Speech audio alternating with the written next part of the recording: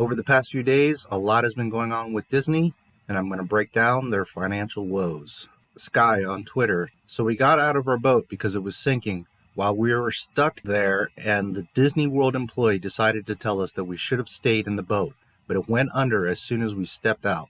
Nice. So on the 2nd, there were people in the park on Splash Mountain, and one of the cars literally began to sink.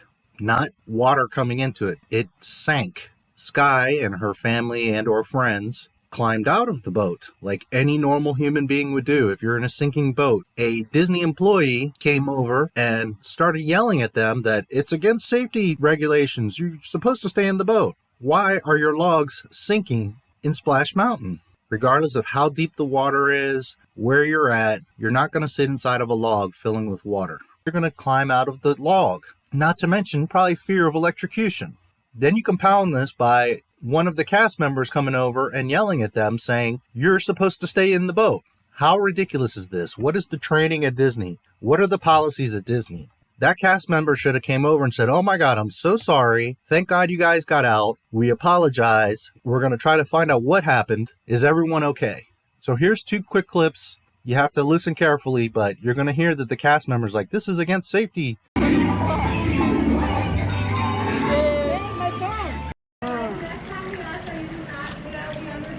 Do you see them both? She says, I understand that, but this is a safety hazard. The safety hazard is that your boat is sinking and there's people in it. We've had many videos and reports of the Rise of the Resistance ride is constantly breaking down. And if you're someone that goes to the parks, you know that their stuff breaks down all the time. Sometimes things are closed. It's somewhat understandable. Disney is a huge park. Things are going to go down. Things need maintenance. But Disney is also one of the biggest corporations in the world. They need to be on top of these things. Heaven forbid someone actually drowns in Splash Mountain. Let's go back a few days. WDWMagic.com. I'm here on the homepage. You can either search it, or if you scroll down, discussion forums, layoffs, very bad attendance, and Iger's legacy being one of disgrace. Here's the title. You can search for it. It was posted July 29, 2020. These days are no more. What you're about to see from Walt Disney Company will be shocking, and it will permanently change their business forever. The bloat is about to be gone. The mediocrity that's failed upward all our lives is about to be purged. A new company is emerging. And no, Bob Chapek is no hero, but he does recognize the value in taking out the trash. Now, let's talk about attendance at Walt Disney World. It's effing bad. It's Hard Rock Park bad. It's Dubai bad. It's the worst attendance in the history of the resort. Going into the Magic Kingdom with probably less than 10% occupancy is the strangest thing I have ever experienced at a theme park. Epcot is lucky to hit 2,500 a day and usually is only hosting a few hundred at a time. Magic Kingdom is tormentingly underperforming. There is simply no demand to fill the park out, even to its limited capacity. The other 2 parks are also in dire straits, but due to their smaller size, there are certain days they can make a go of it. And yet still, the resort business is the iceberg and WDW parks are the Titanic. This will not end well. The situation is dire, unsustainable. Walt Disney World parks will be dropping to 5-day weeks soon. They will likely not be alone in this practice. And that brings me to Bob Iger, Mr. Chairman. Mr. Gotta Put Yoda on his wife's dress to bury some search engine leads. That guy. It is my pleasure to announce that he will soon be tossed on his ass. In disgrace, his sins, his poor judgment, his poor treatment of subordinates, his malicious temper, and outrageous displays of toxic masculinity, as the kids call it. All this and more is coming out. Good riddance. In a corporate structure, whether you are the one that is actually executing all these different parts of the Disney machine, you are the CEO. Therefore, all the problems bear down on you. You are the one responsible for these things that are breaking down. All of the things that I'm about to discuss, remember that they all reflect back onto Bob Iger. Yesterday, Tuesday, August 4th, DoomCock released a video talking about some of his leaks. Let's take a look at some clips from his video. I quote what my source told me in that message. Dude, Disney is in some deep shit. Got a source says it's so bad, Bob Iger may lose his exit money and pay back his bonus. They are laying all of this at his feet. It is bad. I just sat there with my jaw on the floor. If this is true, they may have no other choice but to listen to us. To verify the accuracy of my sources. Turns out, I was told that Walt Disney World was about to go to 5 days a week and have massive layoffs over 6 days ago. There, he was referring to the article that I just shared with you on WDW Magic. Now he's going to talk about another leak that he has received. And back on July 20th, I was sent the following information about pending doom at Disney. A personalized account of how layoffs were unfolding in the Magic Kingdom. Quote, in one of the offices at Lucasfilm or Disney, this individual claims that around 10:30 some guy came into the office. He was well dressed with a mask on, walked to the front and just stood there. He was closest to a woman in the office, so she got up and asked, "Can I help you, sir?" He said, "Yes. How many people work here?" She told him around 12 at the moment. He pulled a small notepad and asked her if she would go ahead and get everyone to put their first and last name down on the list. The woman complied. He took the pad from her, said thank you, and left. The employee relating this anecdote was crying as they said it. My source asked, why the tears? The employee said they knew that it meant layoffs or cuts and that the whole room is most likely gone. My source asked, what? They just sent some random guy out there to collect names? The crying employee replied, yeah, that's how they do it out here. I knew it was coming, I just didn't know when. My source asked, so a random guy walks in, asks for names, and he gets them no questions asked? And the employee replied, if someone like that just walks in, you assume the pay grade is higher than you, and he or she can fire you. This employee, way back on July 20th, told my source, the rumor is no one's job is safe. Disney is about to make some major cuts. So ahead of the meeting today, what is rumored to be the state of things at Disney? Rumor has it that currently all productions are under review and everything is up for grabs, including the new Pirates of the Caribbean project.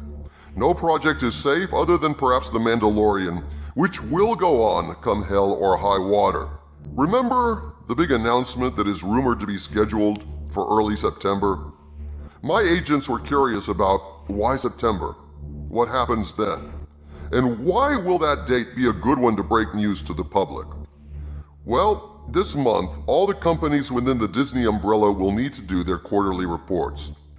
If all the financial stuff we've been getting is true, Disney is bibbity-bobbity fucked. Disney may be bracing for a bad investor reaction to the news, and if it impacts the market, my sources believe there will be all kinds of announcements of movies, shows, Kathleen Kennedy stepping down, and possibly a new head for Lucasfilm, depending on how bad the financial situation is. According to the highly praised source, Disney is still taking out loans, Disney Plus is still losing people, Disney is going to move all current productions out of Hollywood to save money, the parks are not making money, Walt Disney World is not even bringing in enough people to break even, and a source who actually works inside one of the parks informs me there's more people working in the parks than paying to enter the parks almost every day. And as far as this individual knows, virtually no one is staying at the hotel on Disney grounds. So note the key things that DoomCock mentioned. The Pirates of the Caribbean project is still in the air. The Mandalorian will still come out no matter what. Kathleen Kennedy very likely will get replaced because of the financial situation in Disney. When's the last time you heard about or specifically heard from Kathleen Kennedy? It has been several months since she has been in any interview, article. She has not been in any kind of audio or video interview. It's like she has disappeared. Disney is in debt. They have been borrowing money. Disney has furloughed a ton of people. They are losing tons of money at the parks. Production has been halted, not just for Disney, but Hollywood, for everyone in general. The problem here is that Disney is a monopoly, has so many assets that they have now stretched themselves thin, that all these assets that they were looking to make money off of have now become liabilities. After the call, I will be showing you hard numbers directly from Disney. Make sure you watch to the end for the Bob Iger stuff. Let's get into the call. Good afternoon and welcome to the Walt Disney Company's third quarter 2020 earnings call. Our press release was issued about 25 minutes ago and is available on our website at www.disney.com/investors. Today's call is also being webcast, and a copy of the webcast and a transcript will also be available on our website. We realize most of you are joining us today from your homes, and we hope everyone is doing well. We are also hosting today's call remotely, so joining me from their homes are Bob Chapek, Disney's Chief Executive Officer, and Christine McCarthy, Senior Executive Vice President and Chief Financial Officer. Following comments from Bob and Christine, we'll be happy to take some questions. So with that, let me turn the call over to Bob Chapek to get started. Thanks, Lowell, and good afternoon, everyone. I hope you're all doing well and staying safe. These continue to be challenging times for our world. The impact of the pandemic on people's lives, our communities, businesses, and way of life has been devastating. And we remain deeply appreciative of the healthcare workers, researchers, community leaders, and everyone doing their part to get us through this difficult period. Along with the challenges posed by the pandemic, the issues of racism and social injustice have also been front and center in ours and the nation's consciousness in recent months. We have been working closely with our employees and cast members in this critical area and have established 6 new strategic pillars to achieve greater diversity and inclusion across the company. We are committed to strongly advancing these initiatives as we strive towards greater representation and inclusion, both in our workforce and creative content. As you know, the majority of businesses worldwide have experienced unprecedented disruption as a result of the pandemic. Most of our businesses were shut down, and this had a huge impact on our third quarter results. Adjusted EPS in the quarter was 8 cents a share compared to $1.34 a share last year. Christine will talk more in depth about our results for the quarter. When I became CEO in February, I emphasized that we would continue to pursue bold innovation, thoughtful risk-taking, and the creative storytelling that is the lifeblood of the Walt Disney Company. And despite the challenges of the pandemic, we've managed to take deliberate and innovative steps in running our businesses. At the same time, we've also been very focused on advancing and growing our direct-to-consumer business, which we see as our top priority and key to the future of our company. Direct-to-consumer, top priority and key to the future of the company. They have put all their eggs in the Disney Plus basket. Fortunately for them, they launched Disney Plus before the pandemic happened. That is the one thing that is managing to keep them somewhat alive. Last November, we successfully launched Disney Plus domestically, and we've since rolled it out in a number of major international markets, including Western Europe, India, and Japan.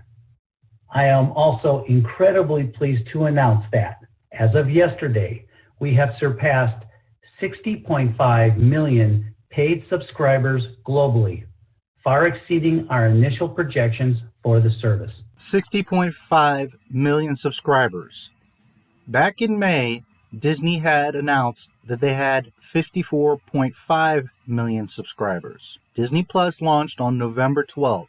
So from November 12th, 2019, they picked up 55 million subscribers. That's pretty good. But since May, June, July, August, they have picked up roughly 5 million subscribers. During the call, they tried to sell you on tremendous growth of Disney Plus and how well it's doing. In the beginning, it was a new service, so people were excited. They got a bunch of subscribers. Then the pandemic came. If at any time you should pick up millions of subscribers, it's during the pandemic. Everyone's stuck at home. There's nothing on TV. There are no sports. There are no movie theaters. They have only gained 5 million during the pandemic. There is not content on there that people are interested in. While there is a lot of old classic stuff that is great, Disney does not have running new content that is pulling in people. When you look across our full portfolio of direct-to-consumer businesses at Disney Plus, Hulu, and ESPN Plus, our combined global reach now exceeds an astounding 100 million paid subscriptions. Now let's put something into perspective. Netflix alone has 182.8 million subscribers. Disney Plus, Hulu, and ESPN Plus, the #1 premier sports network that should have just millions upon millions of subscribers, combined have just over 100 million subscribers. This is a significant milestone and a reaffirmation of our strategy for growth. In fact, the incredible success we've achieved to date has made us even more confident about the future of our direct-to-consumer business and our ability to be more aggressive in our approach. We've already demonstrated an aggressive approach to our content creation pipeline, accelerating the Disney Plus debuts of Frozen 2, Pixar's Onward, and Star Wars, The Rise of Skywalker, fast-tracking the debut of Broadway's Hamilton to Disney Plus. Fast-tracking the debut of Hamilton. Hamilton was released 16 months ahead of schedule. They are desperate to pull in people with the only revenue stream that they have left, Disney Plus. Beyonce's visual album, Black is King, premiered on Disney Plus to critical acclaim. It's being widely celebrated for its diverse cast, stunning artistry, and inspiring interpretation of the Black experience. Frozen 2, Onward, The Rise of Skywalker, Hamilton, and Black is King. 5 big-name titles, and Disney has only managed to make 5 million more subscribers during a pandemic. Both Hamilton and Black is King have clearly shown the power of the Disney Plus platform for premiering world-class content. And there's more great content coming to the service. Highlights include Disney Live Action's The One and Only Ivan, which will stream exclusively on the service beginning August 21st, and The Right Stuff from National Geographic about NASA's Project Mercury, which is set to premiere this fall. One and Only Ivan, I don't know anything about, but I can't imagine that people are chomping at the bit for that show. That's not a big title. It also does not come out until August 21st. They have nearly a month of no new content. Then you have The Right Stuff. Yes, of course, quite a few people will watch a National Geographic space program. But how many of these programs have we seen? That is not going to pull in millions of subscribers. And millions of fans are anxiously awaiting the highly anticipated second season of The Mandalorian in October. The blockbuster series was just honored last week with an incredible 15 Emmy nominations. So as DoomCock said, and as we all know, it has been announced months ago that it was completed and releasing in October, but just a reaffirmation from Disney themselves that come hell or high water, The Mandalorian Season 2 will be coming out. Unfortunately, we've had to delay the release of Disney's highly anticipated tentpole film, Mulan, a number of times due to the impact of COVID on theaters. For 2020, Disney did not have a powerful movie lineup. All they had was Black Widow and Mulan. Black Widow is a movie that should have came out years ago. While it's Marvel and everyone likes Scarlett Johansson, that movie is coming out at the incorrect time. Now you compound that with the pandemic, and it could never be released. They spent hundreds of millions of dollars on this film, and it is nowhere to be seen. Their second big hope was Mulan. Mulan had major problems, and they had to rewrite and refilm over 50% of that film. So not only did they spend hundreds of millions to make the film, then hundreds of millions more to remake the film, and now it is sitting in storage because of the pandemic. In order to meet the needs of consumers during this unpredictable period, we thought it was important to find alternative ways to bring this exceptional, family-friendly film to them in a timely manner. In order to address the needs of consumers. No, this has nothing to do with the needs of consumers. Most people do not care about the Mulan movie. Disney Plus is not bringing in subscribers. They have no movies in the theater. Toys are not selling. The parks are empty. The hotels and cruise lines are all but shut down. This is their desperate attempt to bring in some cash because Disney is way in debt. We are announcing today that in most Disney Plus markets, including the US, Canada, Australia, New Zealand, and a number of countries in Western Europe, we will be offering Disney Plus subscribers the epic adventure Mulan on Disney Plus on a Premier Access basis beginning September 4th. The price point will be $29.99 in the U.S. and will vary slightly in other countries. Simultaneously, we will be releasing the film theatrically in certain markets where currently we have no announced launch plans for Disney Plus and where theaters are open.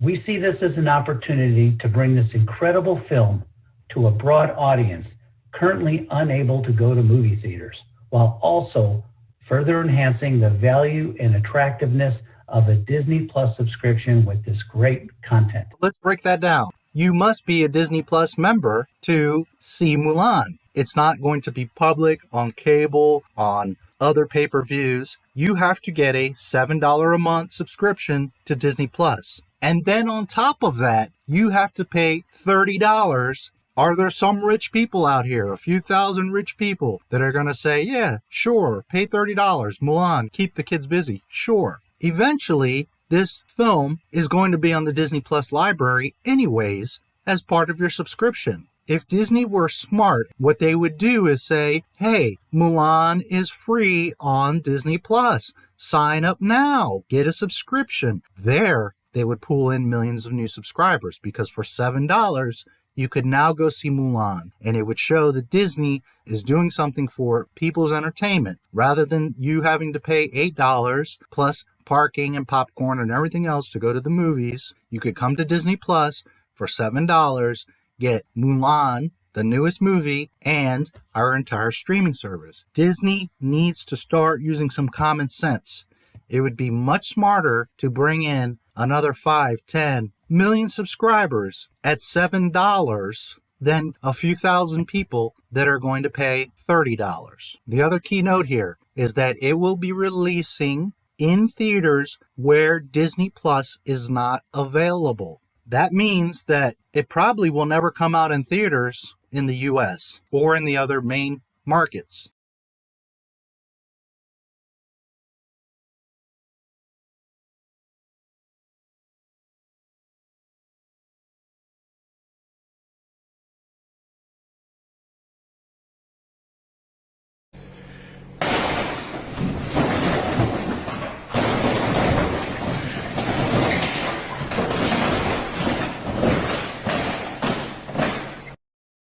They claim that later next year it's going to release in theaters. After the movie has been released for 6 months on Disney Plus, no one next year is going to go to the movie theater to see this thing. All the videos are going to come out, all the reviews and Rotten Tomatoes and everything else, and no one is going to bother to go see this movie next year in the theater. Disney has not only set themselves up for failure by overcharging, but by bringing it to Disney Plus. That is what they need to do, don't get me wrong. But by bringing it to Disney Plus, they have now completely taken it out of any chance of it being in the theater. They have set themselves up in a trap where now they have to live with whatever results they get from Disney Plus. As you're going to hear in a moment, this is a test to see how it performs. Disney claims that they're not going to do this with movies in the future, but they very quickly go back on their word and say, well, but we're testing to see how this works and how we're going to go forward. I am also pleased to announce that we plan to launch an international direct-to-consumer general entertainment offering under the Star brand in calendar year 2021.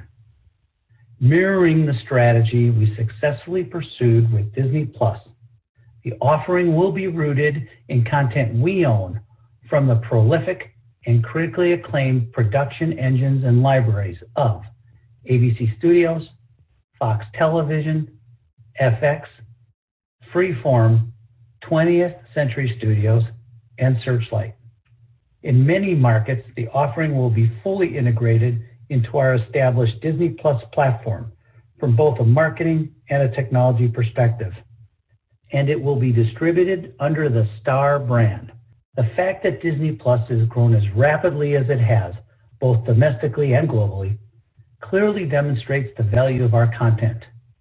And through the addition of our Star-branded general entertainment offering, we are further extending the value of that content internationally. As you can see, Disney is doubling down on streaming. Star is not new. It has been around for a while, so it's already somewhat in place. But as you just heard, they're going to use it to try to grow internationally. We will be hosting another Investor Day in the coming months, focused on our plans to accelerate the push into the direct-to-consumer marketplace across our Disney Plus, Hulu, ESPN Plus, and Star brands.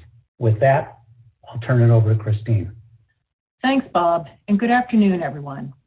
As Bob mentioned, our financial results in the fiscal third quarter were significantly impacted by COVID-19. Excluding certain items affecting comparability, this quarter's diluted earnings per share were 8 cents. We estimate the adverse impact of COVID-19 related disruption on our third quarter segment operating income was approximately $3 billion net of cost mitigations. Our Parks, Experiences, and Products segment was the most severely affected with an adverse impact of $3.5 billion, while the puts and takes across our other businesses aggregated to a net benefit, as lower revenues were generally offset by the benefit of cost deferrals and cost reductions. The parks have lost $3.5 billion in just the last quarter, not all year, just this third quarter. Since June, they have lost $3.5 billion. As we reopen many of our businesses, we have incurred and will continue to incur additional costs related to addressing the safety of our cast members, talent, and guests, as well as various government regulations. These include, but are not limited to, incremental costs as it relates to responsibly resuming production of film and television content, as well as the enhanced measures we have put into place at our parks and resorts. We estimate that through the end of fiscal 2021, these incremental cash costs could total approximately $1 billion. As a result of these widespread disruptions, operating results at Parks, Experiences, and Products declined significantly versus the prior year to an operating loss of about $2 billion. An operating loss of $2 billion since last year. These results also reflect an adverse impact at our consumer products business due to the effects of COVID-19. If the parks are empty, by all means, people aren't going into the Disney store and buying as much merchandise. But you have to remember that you can buy Mulan and Disney princesses, Thanos and Rays at Walmart, Target, etc. I know that a lot of my listeners at some point in the past 3 months have gone into a Target or a Walmart or another major store. Have you looked at the toy section? Have you noticed that the few that are there have been sitting there for the past 3 months, 6 months since the movie has come out? Because the stuff isn't selling. So they are using the excuse of the pandemic to say that their merchandise is not selling. No, that is not correct. On the contrary, people are desperate for entertainment. Kids are dying to be entertained. If the toys were that popular, all those toys would be selling out, especially Star Wars, as Episode 9 just came out a few months ago, and they should be selling like hotcakes. They are not. That is not because of the pandemic. That is because the movie was a disaster. And since its release, none of the Rey dolls or Kylo Ren's or any of that nonsense have been selling because nobody's interested. Nobody cares about those characters, and Star Wars is all but dead at this point. Furthermore, there are still Rose Ticos from The Last Jedi lining shelves. This is not me hating or wishing. This is fact. There have been news articles of the toy manufacturers not wanting to even create these toys because they are not selling. They do not have interest. So do not let Disney try to sell you on that, well, because of the pandemic, our merchandise sales are down, because that's a lie. You can buy Disney merchandise in Macy's, Walmart, and all kinds of stores. You can get Star Wars toys in all kinds of places nowadays in the dollar store, and the stuff is not selling. Why? Because Disney has spread themselves too thin, have cut corners and created subpar content that no one cares about anymore, and the toy sales are down. That is a fact. It has nothing to do with the pandemic. This was before the pandemic. And if anything, the pandemic should have bolstered two things: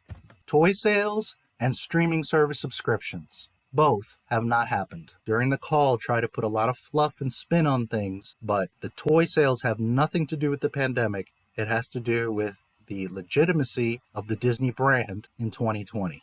At Studio Entertainment, operating income decreased in the quarter as higher TV SVOD distribution results, lower home entertainment marketing costs, and lower film impairments were more than offset by lower theatrical distribution results. So of course, some of it is offset because nothing is in production. Everyone has been furloughed and sent home. You don't have to market Disney Plus as much. Everyone's at home watching Netflix or HBO Max or Disney Plus. You don't even have to market it because there's nowhere else for anybody to go. So you've cut out marketing costs. You don't have production because you're not making anything. You're not producing any films or TV shows.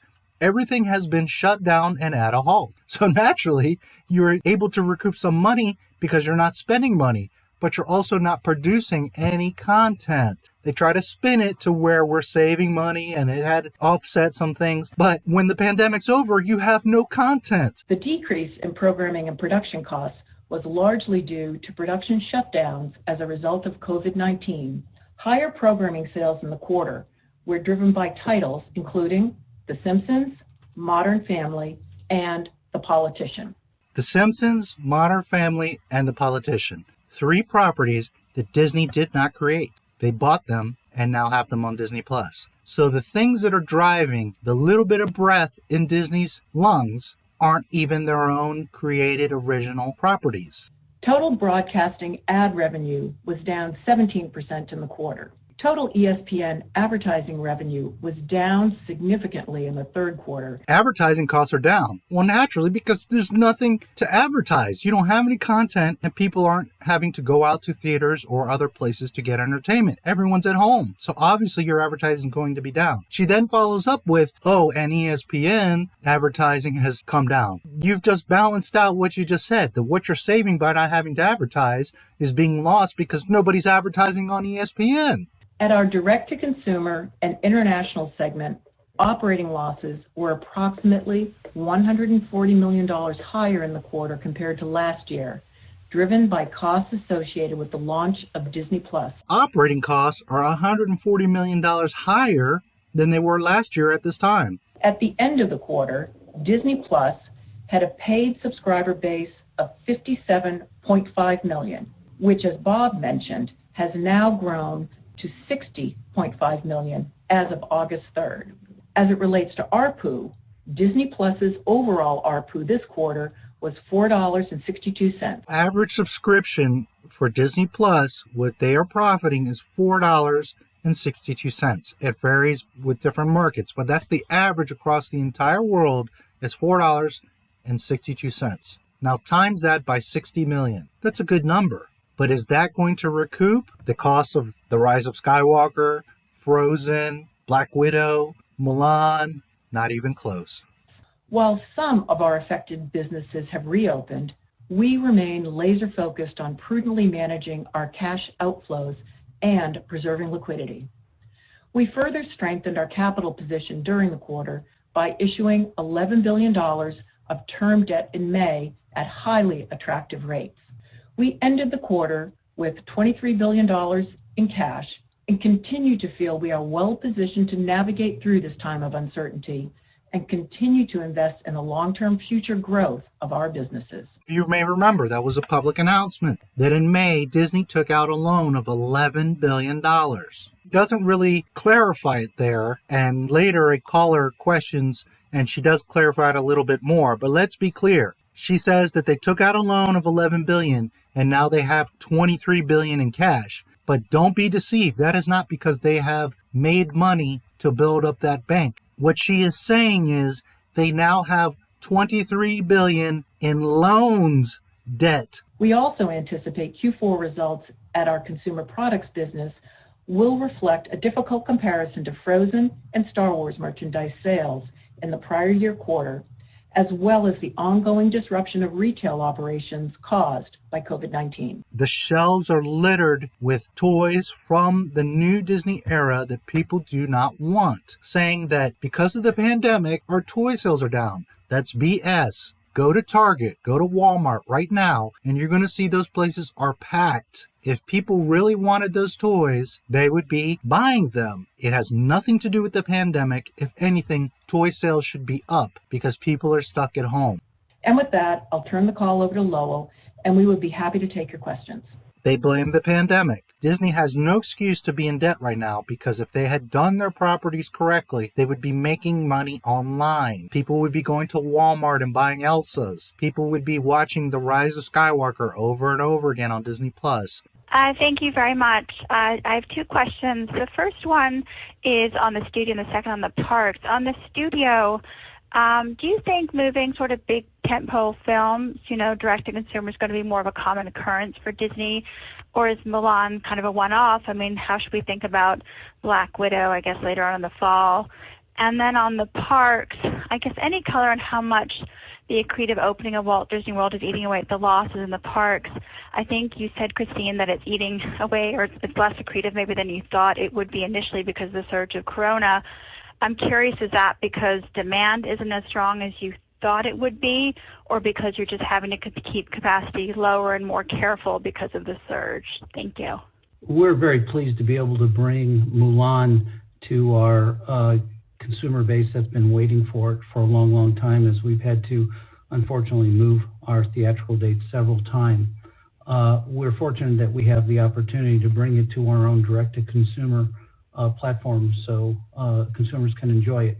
But we're looking at Mulan as a one-off in terms of, as opposed to, trying to say that there's some new, business windowing model that we're looking at.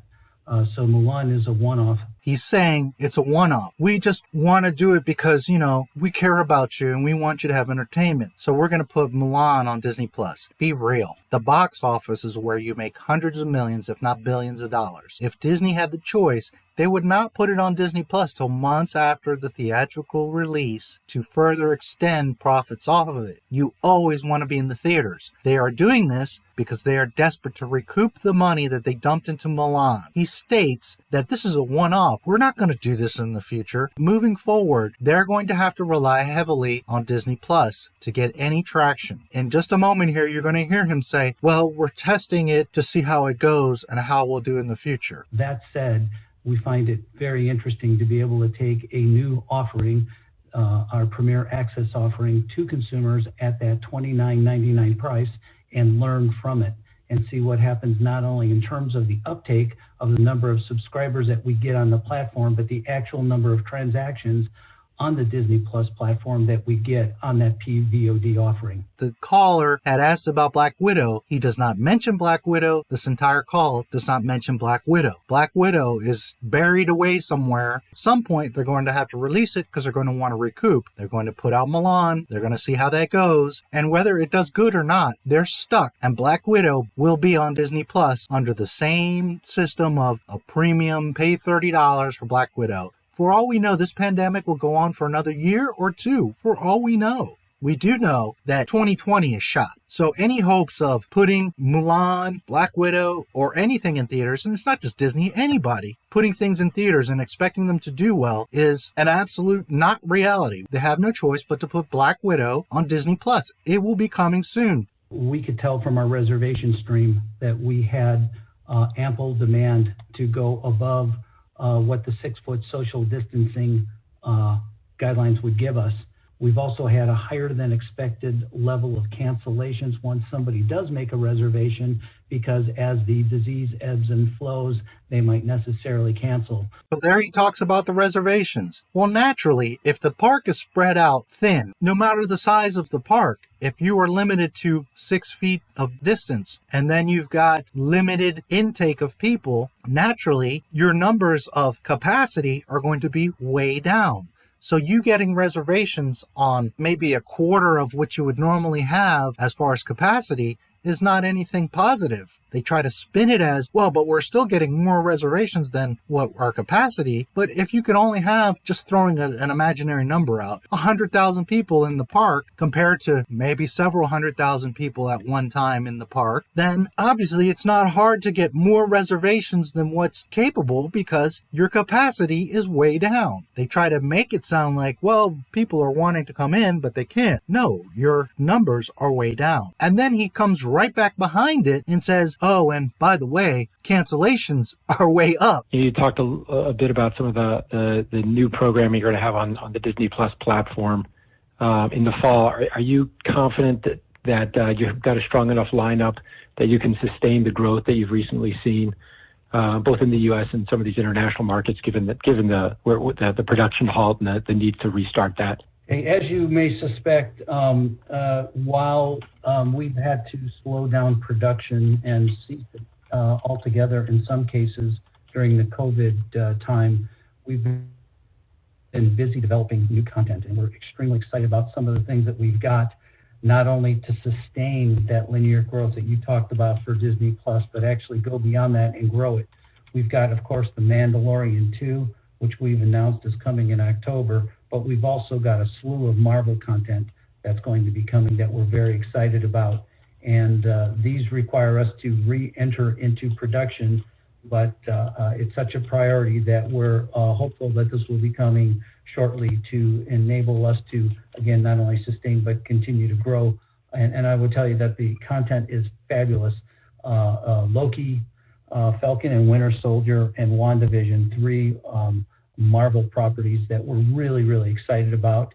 And one of the things about Disney Plus that we found is that new content tends to bring in new subscribers, but catalog increases engagement and helps us retain subscribers. So I think that this new content, having so much of this all at once, that I think it's really going to go ahead and propel the business forward. Notice he said we have a slew of Marvel content. Definition of slew, a large number. His slew of content is 3 Marvel shows. Loki, which we know was in production but has been halted, so they're going to have costs of bringing everyone back and restarting the production. Falcon and the Winter Soldier, there is some interest. We'll see how that goes. And then WandaVision. I don't know too many people that are very interested in WandaVision. So how well are those shows going to do? If anything, I think Loki may do well. But we've gone from a slew, a large number, to 3 Marvel shows and The Mandalorian. He then proceeds to say, all this content we have. Well, what's coming on Disney Plus? Loki, Falcon and the Winter Soldier, and WandaVision are halted productions, so that's not even till next year. Black Widow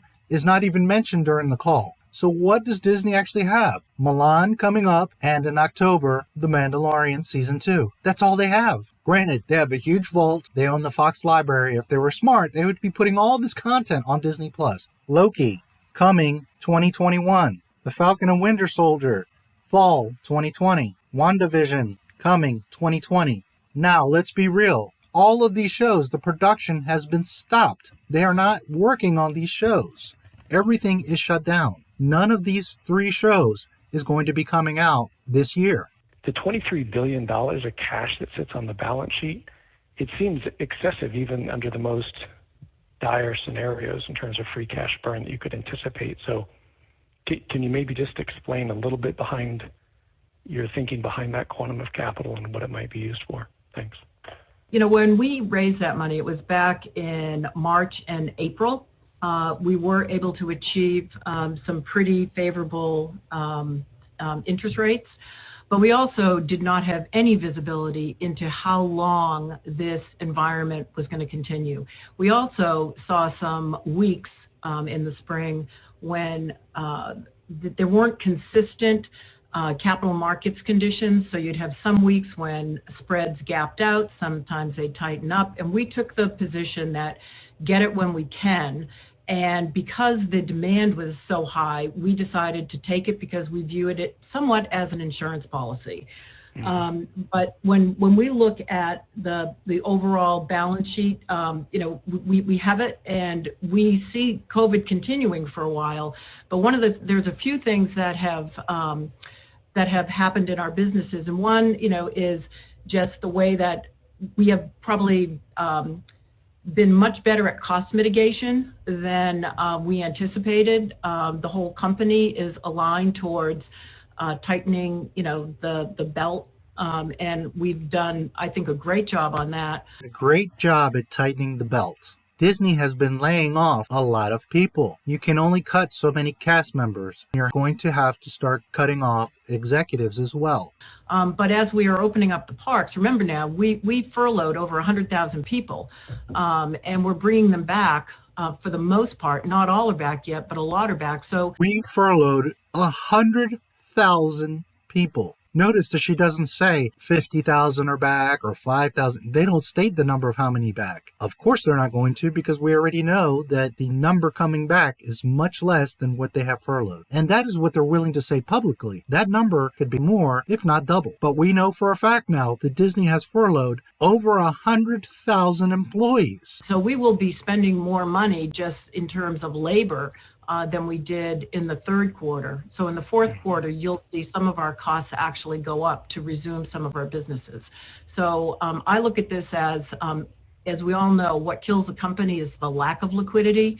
And as a CFO, I would never want to be in that position of not being able to fund all of our obligations. So there she confirms that they took out $23 billion in loans. On top of all the other losses that are stated, that concludes the key points of the investor call. The link will be in the description, but if you just type in WaltDisneyCompany.com, right here up top, Investor Relations, here's their daily stock numbers. You can also look at it over time. It actually went up $10. Disney stocks, by the way, are going up. This is because they are rebuying their stocks. This does not coincide with what is really going on in their financial reports. This is because they are rebuying stocks. If you scroll down, you can see different quarterly reports. Here's the call that we just listened to, August 4th. If you go down a little bit more, you're going to see news, and then you're going to see reports. First are the annual reports. We're going to take a look at the hard numbers of the most recent third quarter 2020 earnings report. Now, before we dig into that, I'm going to look real quick here at a Los Angeles Times article that just came out, because sometimes seeing it as an article will be easier to digest. Disney earnings plummeted in its third quarter. Blame COVID-19. Of course they are. The parks should not be what's keeping Disney alive. The parks should be an extension. Disney, remember, started as cartoons. It wasn't about the parks. They have now changed it to where the parks are what sustain everything. The movies get made because of the parks, not the other way around. Everyone else, like Universal, for example, the parks get made because of the movies. Disney has put themselves in a position with these parks that are empty and failing, with rides breaking down to sustain their business. The giant posted a net loss of $4.72 billion for the 3 months that ended in June. Just for the 3 months, this third quarter, $5 billion they have posted in loss, compared to 1.43 last year. So last year they made 143 over. This year, at the same time, they're 4.72 billion under. That's a $6 million swing from over to under. Their total revenue was 11.78 billion, down 42% from last year. The parks alone suffered $3.5 billion of loss in operating income. Yet during the call, they claimed that they're making money at the parks and that they're sustaining. Obviously, the numbers do not lie when they're 3.5 billion down. Revenue for parks, experiences, and products, normally a powerhouse for the company, collapsed 85% to 983 million in the quarter. That's what they made, is 983. That's an operating loss of 1.96 billion compared to a profit of 1.72 billion during the prior year third quarter. So again, another swing, 1.72 up, they're now 2 billion down. The studio revenue was 1.74 billion, down 55%. In May, they had 54.5 million subscribers on Disney Plus. They are now at 60.5. 6 million subscribers they have picked up since May. That is not going to save Disney. Their streaming services continue to lose money. 706 million compared to 562 last year. in the third quarter. August 4th, 2020. The first thing that jumps right out at you, diluted earnings per share from continuing operations for the quarter was a loss of 2.61 compared to 79 cents in the prior year. The diluted EPS for the quarter decreased 94%. Investors have made 8 cents from $1.34 last year at the same time. This is $11,779,000,000.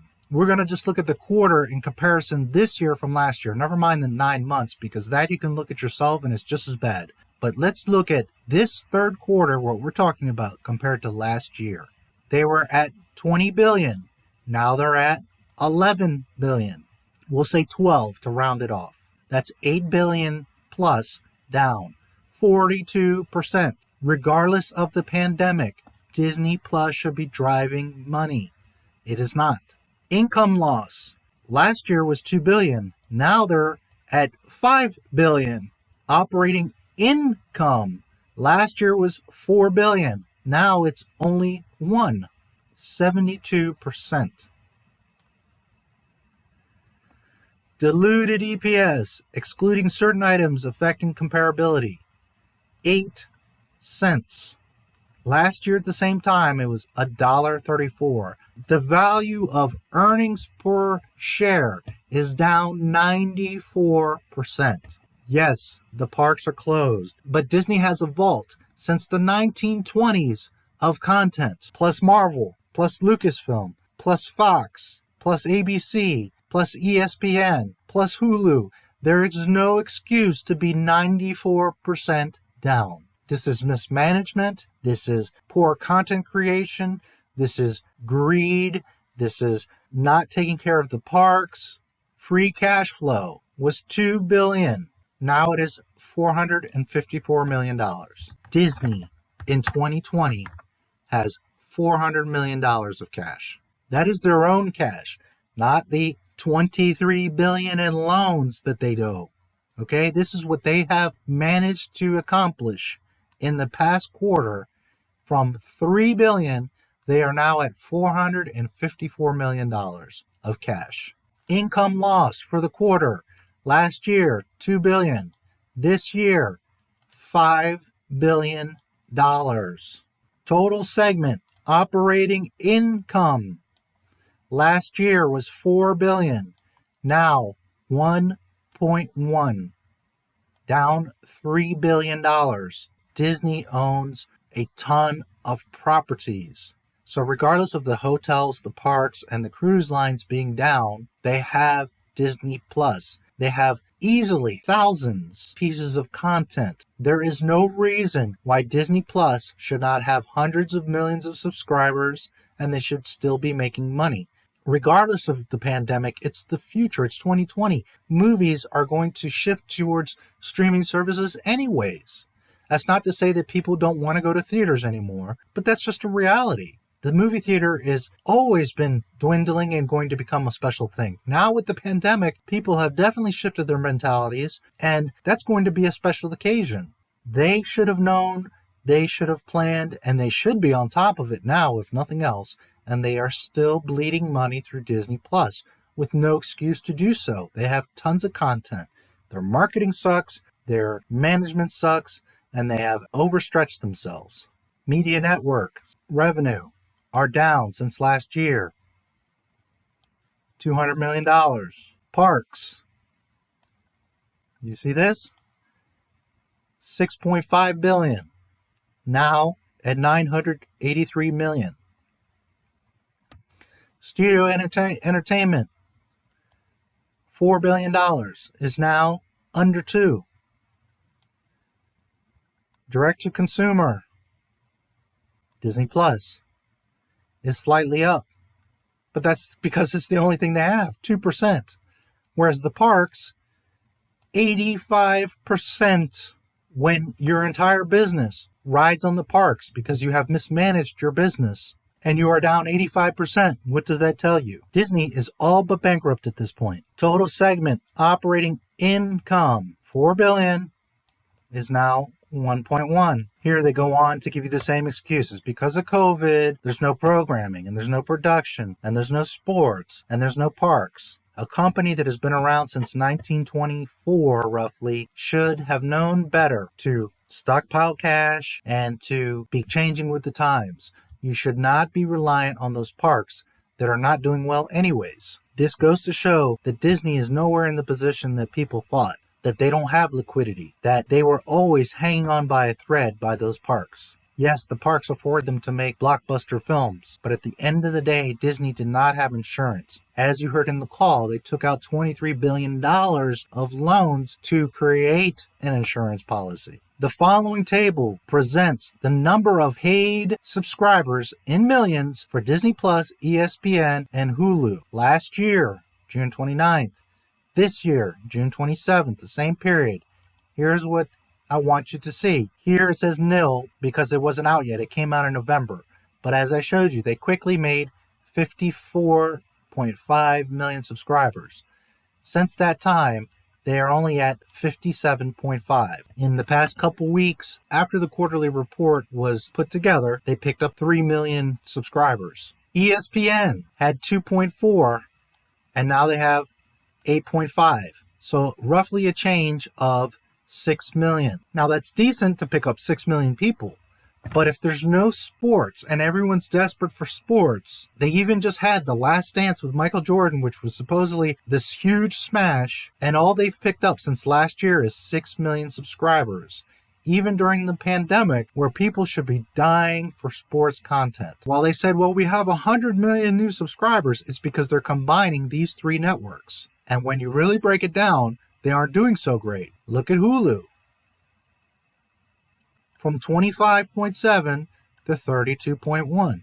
It's only a 25% change. Everyone's stuck at home, and yet all you've got is a few million people signing up for Hulu. So in reality, if you look at this, 57 and 35 is 92 plus 8, so there's your 100 million. If you add 54.5 to 27, you're looking at 81, 82 plus 2, so roughly 85 million. So the true number here is really about a 15 million subscriber shift amongst the three networks in a year. From the same period, you've got 15 million subscribers on the three networks that should be doing very well. So while they paint it as, well, we're over 100 million subscribers, Netflix alone has double that. And you have only picked up 15 million over the past year. When you break down the numbers, you see that Disney is not doing well. Revenue eliminations from 737 million to 1.5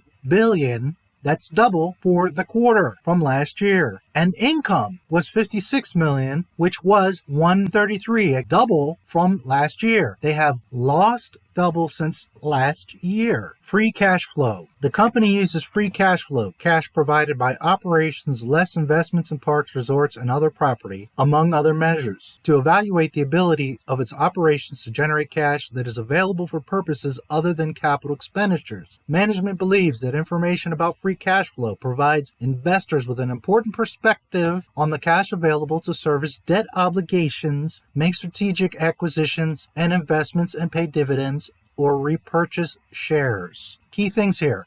Repurchase shares. Disney is constantly rebuying their own shares to make the stock market look as if their shares are valuable. Available to service debt obligations. Also make strategic acquisitions and investments. So what this is doing, by showing you a number of free cash flow, the investors feel better because they say, oh, they have liquid cash of this amount. Last year they had $7.3 billion. Now they have $23.154 billion of free cash. But remember, $23 billion of that is debt loans. So what they have earned, what Disney can truly stand on and show the investors, is $154 million. This is not true liquid cash because they owe that in debt. While on a piece of paper it looks good. Oh, look at Disney. They've got $23.1 billion available. But they owe $23 billion just in loans. Then you've got all the billions that I have discussed in loss. So really, this is actually negative several billion. Look here. Last year, $3 billion.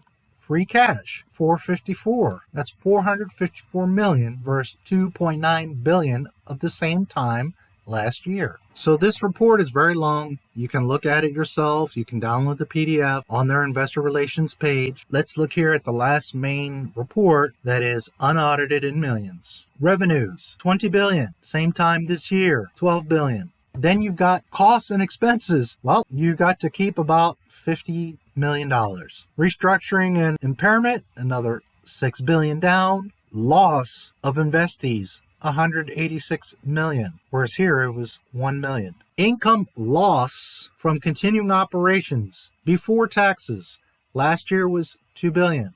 This year is, as stated several times, $5 billion of loss. Never mind debt. There's two types of loss. There's the literal loss, but there's also the loss of last year we sold 100 million in toys and this year we sold 20 million in toys, for example. Corporate loss is viewed differently than most people's loss.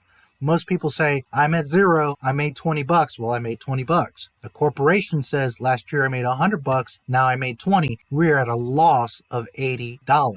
It's not really a loss because you're at zero, just like everyone else. But that's how corporations view it. That if they didn't make what they made last year or the previous quarter or the previous time period, then it is a loss. So you've got a double loss of physical loss and then the imaginary, well, we made this last year and now we're lost this year. So Disney in physical cash has lost $5 billion, but in estimated numbers, what the investors and CEO and board expect to be making is at a huge loss, billions and billions and billions of dollars. The last thing I'm going to show you here is September of 2019 compared to now. Current assets, it was $6 billion. Now it is $24 billion. That may sound good to some people. They have these assets, but there is a difference between assets and actual liquidity, actual cash.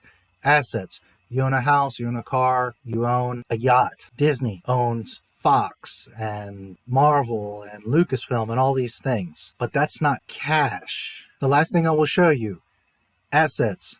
So current assets, cash and cash equivalents, as we've touched above.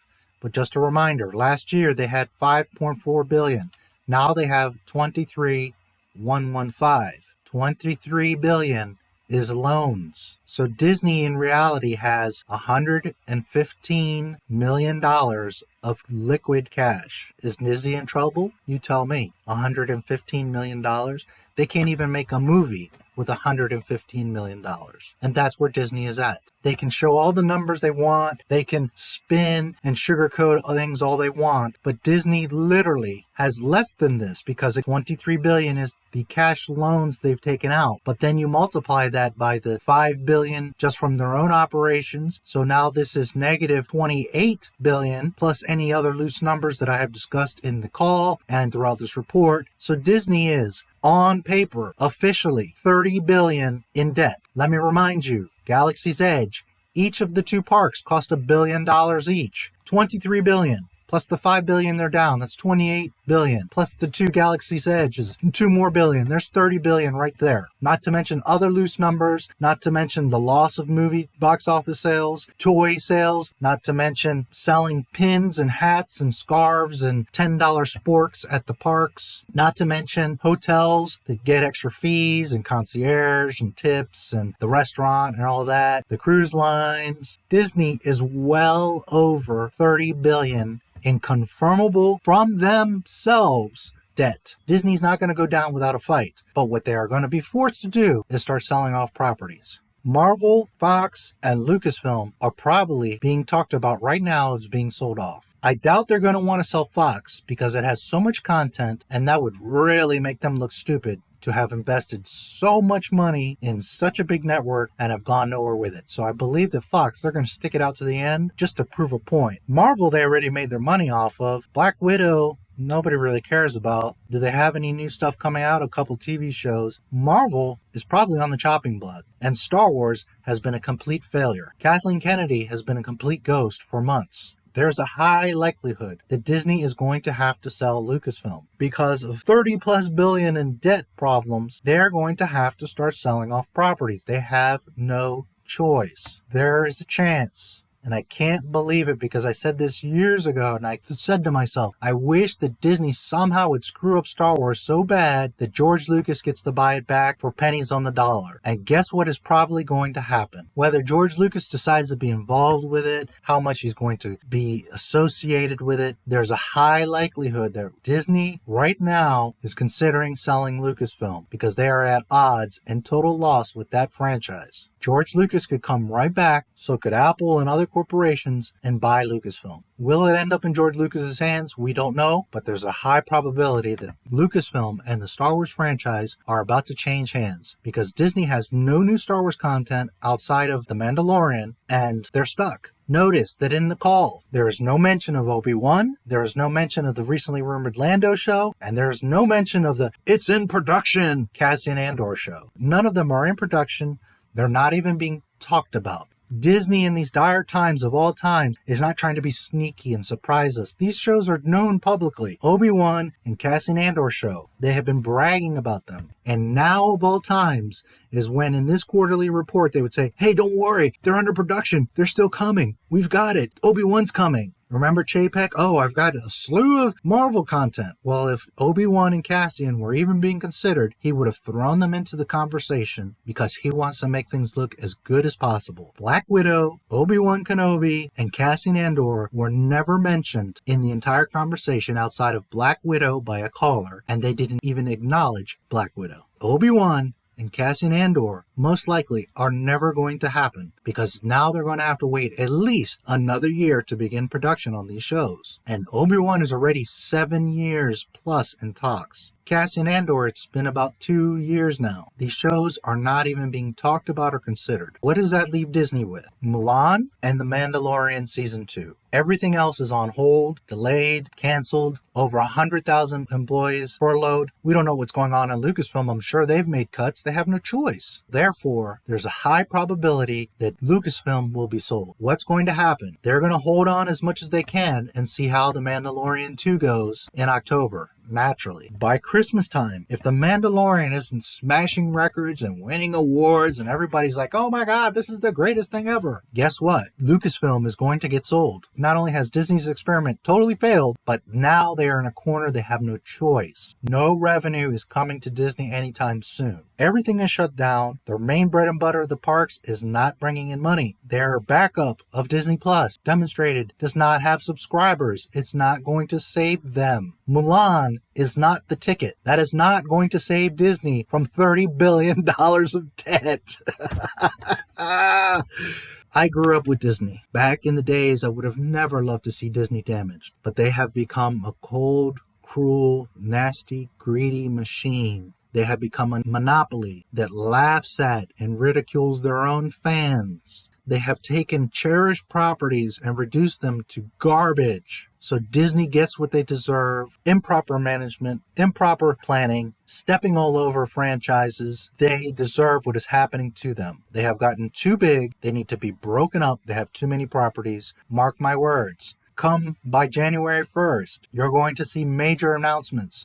September, there's a major announcement coming, and that's probably where they're going to announce that Kathleen Kennedy has been canned and that Lucasfilm is either going to be sold or that George Lucas or someone else, whether it be Favreau or Feige or someone else, is going to take over. They have to. They have no choice. By January 1st, unless The Mandalorian truly just takes off, and while the first season it was popular and did well, obviously it didn't do that great because Disney's in terrible debt. So short of a miracle of Mandalorian Season 2, Lucasfilm is going to have to change hands. Let's get to Bob Iger. If you go back up to events and presentations on the investor page, you can see previous recordings of all of the conference calls, also the investor meetings. You can go back even years. Now, I have taken the time to go into every one of these years back and quickly skim through the video or audio podcast to see that Bob Iger was there. He was, in fact,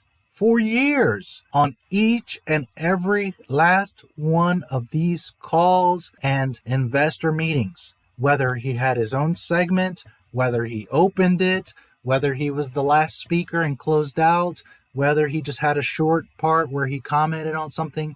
He has been on every last investor meeting and call for years. Did you notice someone missing from today's call? Bob Iger. Let's go back a little bit. On February 26, 2020, I released a video. Bob Iger steps down as Disney CEO, as was planned. I'm going to show you a clip to catch you up and give you an idea of what happened at that time. But I encourage you to go watch the video in full detail so you can see exactly what happened with Bob Iger. There's a lot of good details there in that video. Because everybody was claiming he was fired, he quit, he left, he stepped down, he's no more the CEO, and then that he came back and took back over. Let's take a look at this clip and I'll come back and comment in a moment. February 24th, 2020, Mr. Robert Iger. Amendment to amended and restated employment agreement, dated as of October 6, 2011, and as previously amended. So the last employment agreement that he had was in 2011, October 6, which was amended yesterday, February 24th, 2020. This letter amends your amended and restated employment agreement, dated October 6, 2011, and as previously amended to provide that from after February 24, 2020, you shall continue to serve as the chairman of the board and as a full-time officer and employee of the company with the title of executive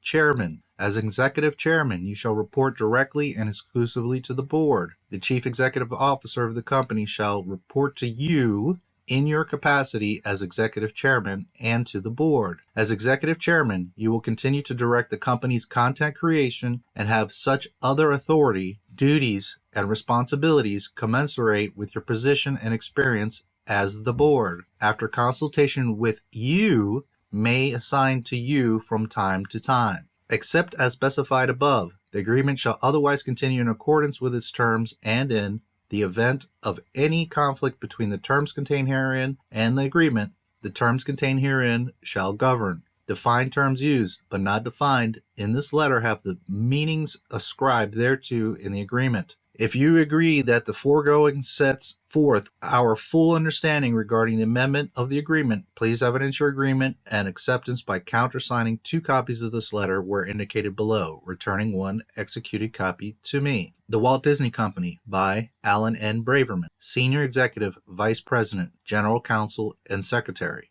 Agreed and accepted, Robert A. Iger, dated February 24, 2020. Now let's look at the important parts here. This was just yesterday where they made the official change. He will remain as a full-time officer and employee of the company with the title of Executive Chairman. He will report directly and exclusively to the board. The Chief Executive Officer, Bob Chapek, who was just announced to be the new CEO, shall report to you in your capacity as Executive Chairman and to the board. As Executive Chairman, you will continue to direct the company's content creation and have such other authority, duties, and responsibilities commensurate with your position and experience as the board. After consultation with you, may assign to you from time to time. While Chapek has been announced as the successor, Bob Iger is still executive chairman. Chapek has to report to him until December of 2021. So it's not quite what some people think, that Chapek's just taking over and making all the decisions. Chapek will still have to report to Iger. Iger, furthermore, will be mentoring him throughout the process until December 2021. Yes, Chapek is now the new CEO. He will have authority to make decisions, but just know that it's clearly stated here that Chapek must report to Iger. So it's not like Iger is just stepping down completely and Chapek is taking over and everything's going to change at Disney overnight, because it's not. The link to that contract and to that video, Bob Iger steps down as Disney CEO, will be in the description of this video. You can also easily find that video in my playlist and on my channel. Why does this matter? Because at that time, Iger was still in control, and Chapek was believed to maybe be a scapegoat. Even if he was going to be the CEO, he was going to have his hands tied. But some things have changed. If you remember earlier in this video, both the article from WDW Magic, but also DoomCock's video, were saying how major cuts are coming for Disney. Who was missing from the call today? Remember that DoomCock's video mentions that not just employee cuts, but executive employee cuts are coming. Regardless of who screwed up, Kathleen Kennedy, someone at Marvel, or Chapek when he was running the parks. All of this falls on who is the CEO, Bob Iger. The failure of Star Wars, the lackluster performance of Disney Plus, the way overspending for Fox that they have not even begun to recoup the money from. They haven't even recouped $4 billion off of Star Wars. Losses of $30 billion plus. Assets that are sitting and going nowhere.